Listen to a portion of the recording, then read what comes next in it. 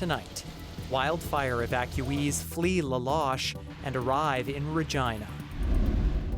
The province's health authority implements a new culturally sensitive hair-cutting policy. And a Saskatoon swimmer smashes national records in Singapore. This is CBC Saskatchewan News.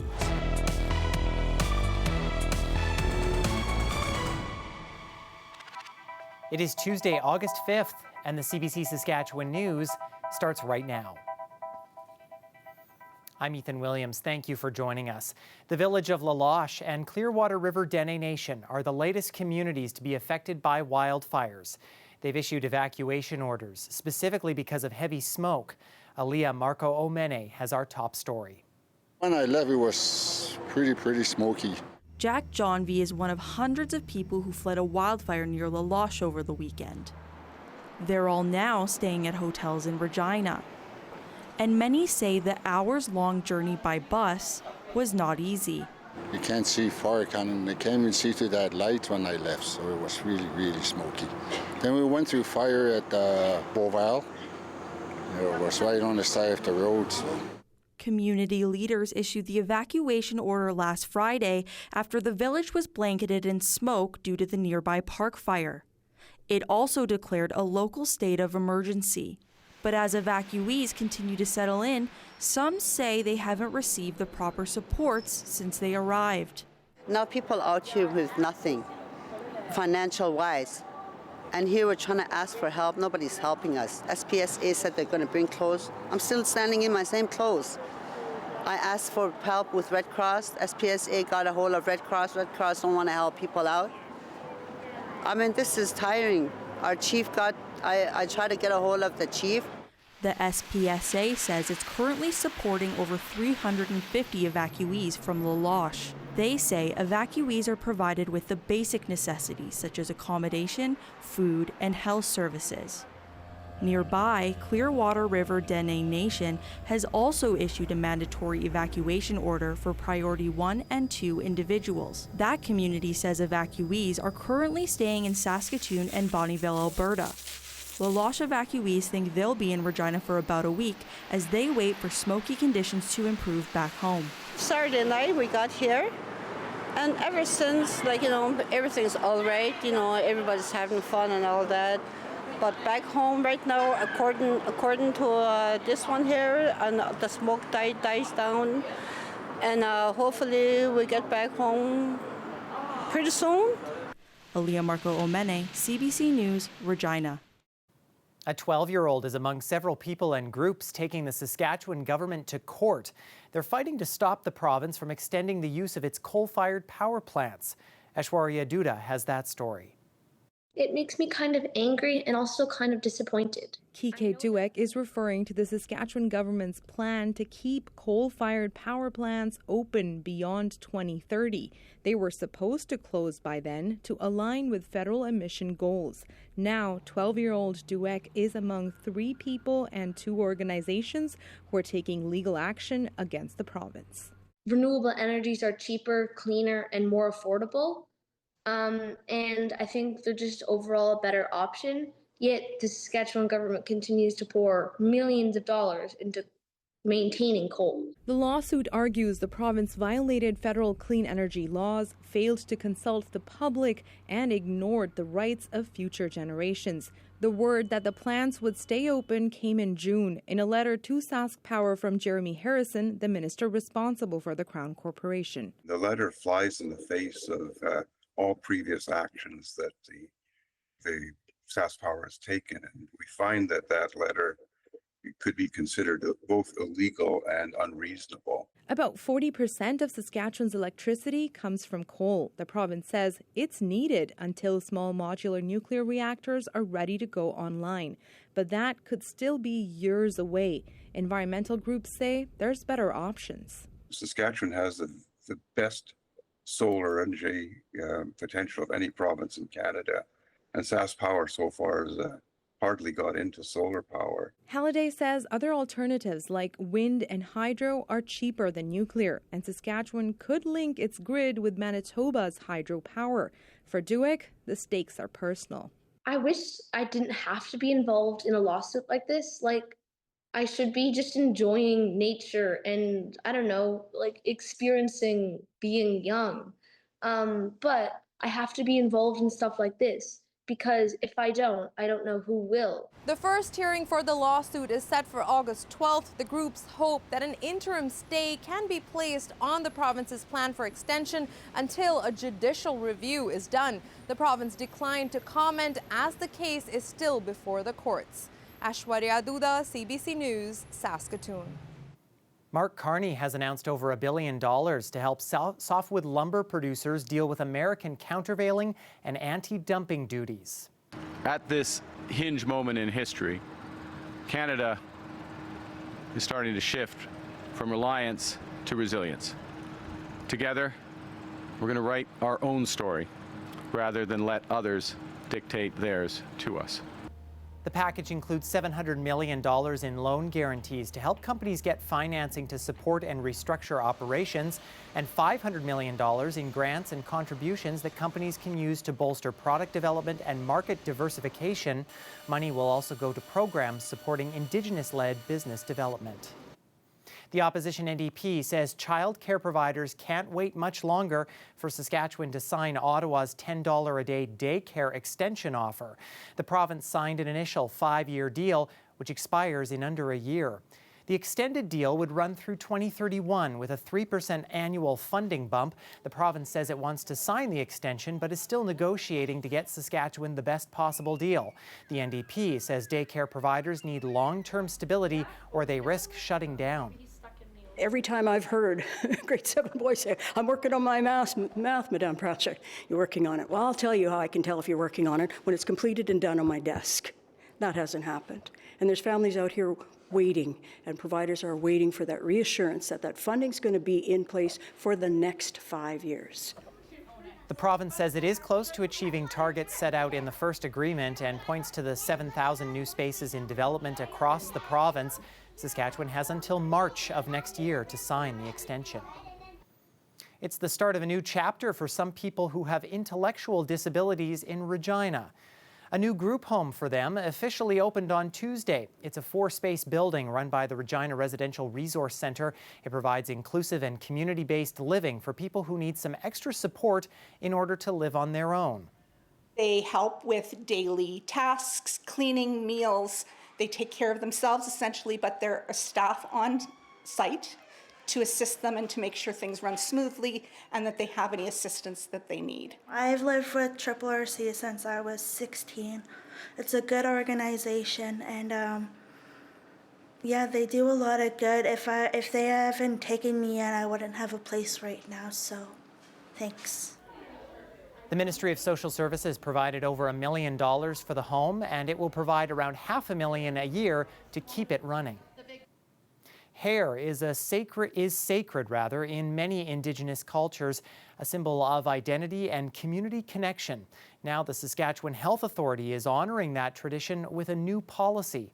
Sarah Onyango reports. It's going to haunt me. The policy comes after incidents involving patients like Reuben St. Charles. The Métis man's braid was cut off without his consent during surgery at Saskatoon's Royal University Hospital last year. My ponytail was gone, and I started screaming. In a newsletter to staff obtained by CBC, the SHA says its Indigenous haircutting policy requires team members to engage in culturally responsive and trauma-informed practices that align with the Workplace Expectations Policy, Culture of Safety Policy, and Indigenous Cultural Responsiveness Policy. And the SHA's Vice President of First Nations and Métis Health encourages staff to review and understand it. The policy only requires haircutting for medically necessary or life-saving brain injuries and head traumas, what the SHA says is extremely rare instances. If it has to be cut, it must be documented and returned back to the patient. Staff who don't follow protocol could face discipline under union agreements or even be fired. One former patient advocate is hopeful about the change. So on one hand, I'm delighted that we have it. On the other hand, I'm saddened that it took this long. More importantly, let's hope it's not tokenism and that actions will actually follow.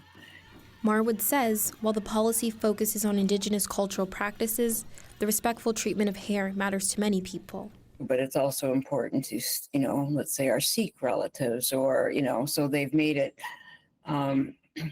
Indigenous slanted, but it's important to all citizens. The policy's success will now depend on how well it's enforced, not just on paper, but in everyday practice. Sarah Onyango, CBC News, Regina. Well, it poured rain for much of the day in Regina, but as you can see here, it was a much different story in Saskatoon. Your rain actually happened overnight, leaving the ground dry for Tuesday.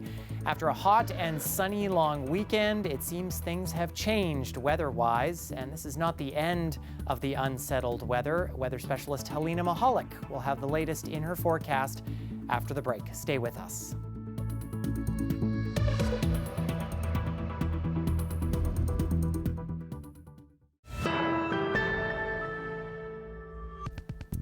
Welcome back. Premier Scott Moe says online ads that purportedly show him peddling cryptocurrency are not real. Moe is the latest public figure to have his likeness used in deepfake technology. And as Jeremy Warren reports, it's likely harder than it seems to stop the spread of the fake videos. Hello there, I'm Scott Moe, the real Scott. No, Premier Scott Moe was not kidnapped and replaced with an imposter. It's a real warning about a fake advertisement using AI-generated video and audio of Moe. They're called deepfakes. Often they're digital impersonations of celebrities endorsing cryptocurrency schemes and other scams. The Financial and Consumer Affairs Authority of Saskatchewan issued an alert about a fake ad with Moe last week.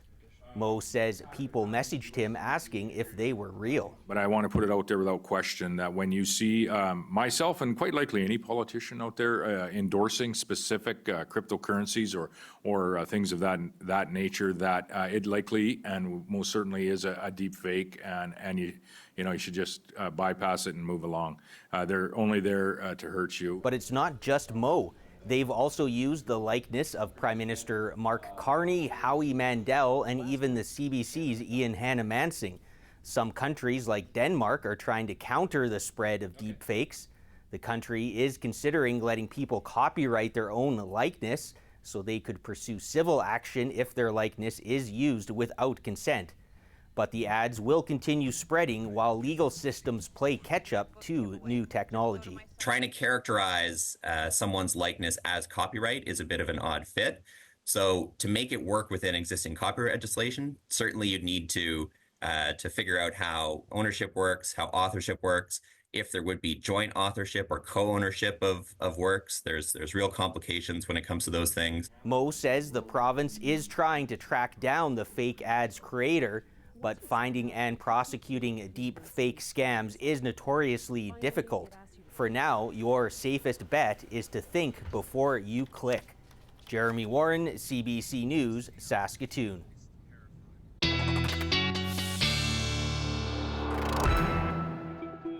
And weather specialist Helena Mahalik is here now. And Helena, I could feel the building here in Regina shaking earlier as we were getting all that thunder from all that rain that was moving through. But that was not the only ground shaking that was going on in our province recently, was it?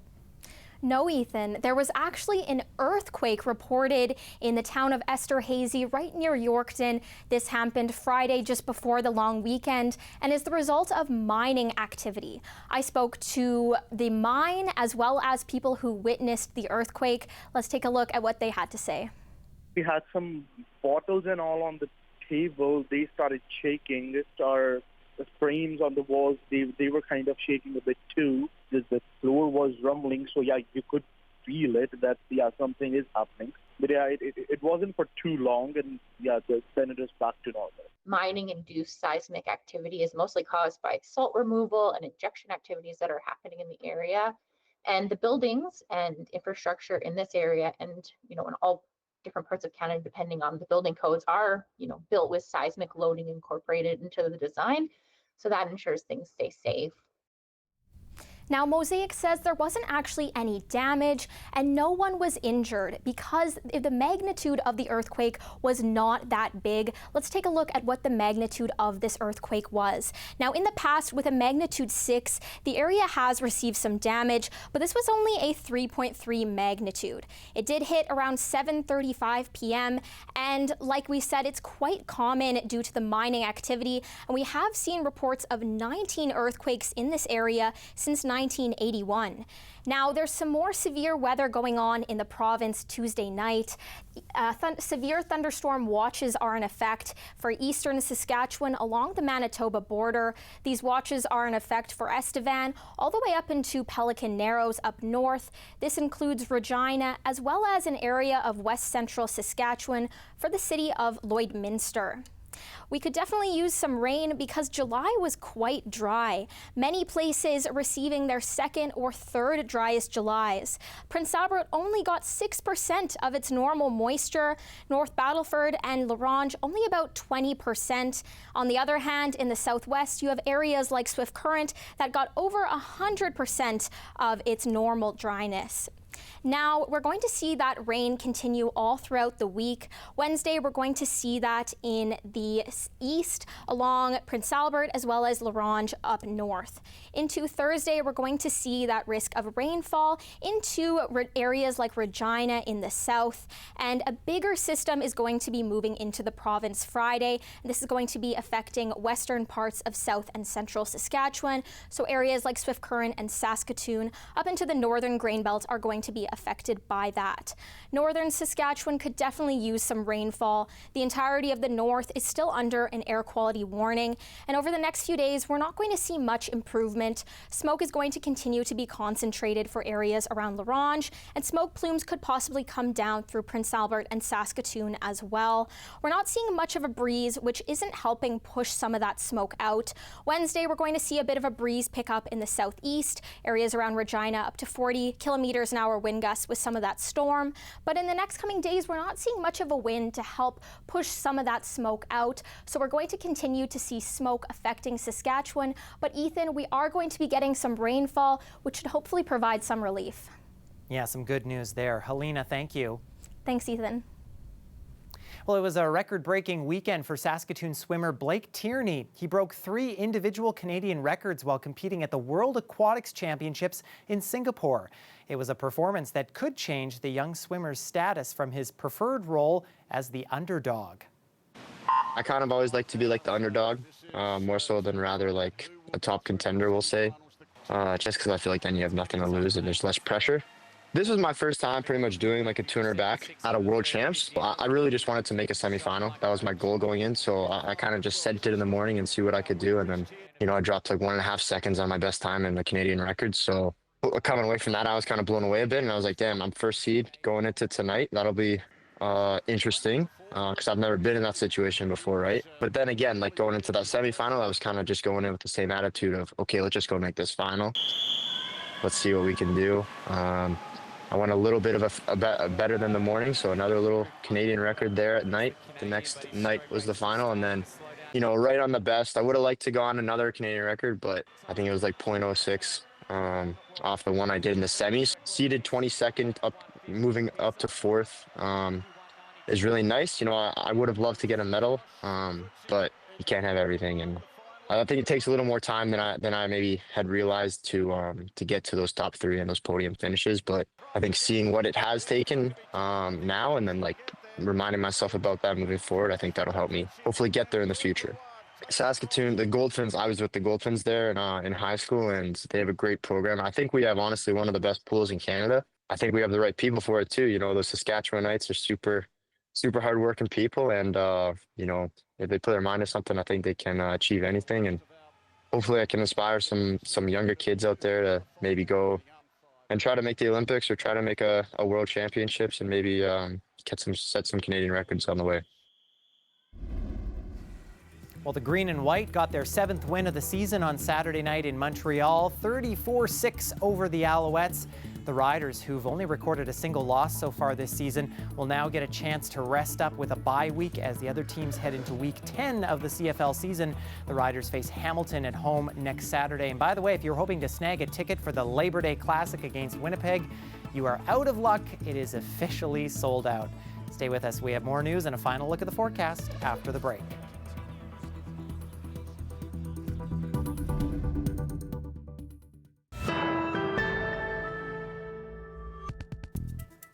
Welcome back. One young golfer from Moose Jaw says he hit the shot of a lifetime twice in one summer. It's in. It's in. It's in. It's actually in, man. 13-year-old Crosby Jackman says that was his second hole-in-one in 2 months. He was at Madge Lake Golf Resort last week when he got the second one in. A 100-yard shot he says he landed with a pitching wedge. His first hole-in-one happened at the Hillcrest Golf Club in Moose Jaw, where his mother, Jasmine Cameron, just happens to be the GM. I set up the camera on my cart wheels and I used the pitching wedge and I shot it, and I couldn't really see the hole because it was a bit of a hill, and I was so excited that it went in. Called me and he was, Mom, I got another one and I got it on video, and he sends me the video. I couldn't even believe it. So I always say, I honestly don't think he understands at age 13, people will never get a hole-in-one, let alone see a hole-in-one. So for him to have two and have one on video is pretty cool. Jackman says his future plans include golfing twice a day, every day, and looking for a scholarship to join a post-secondary team.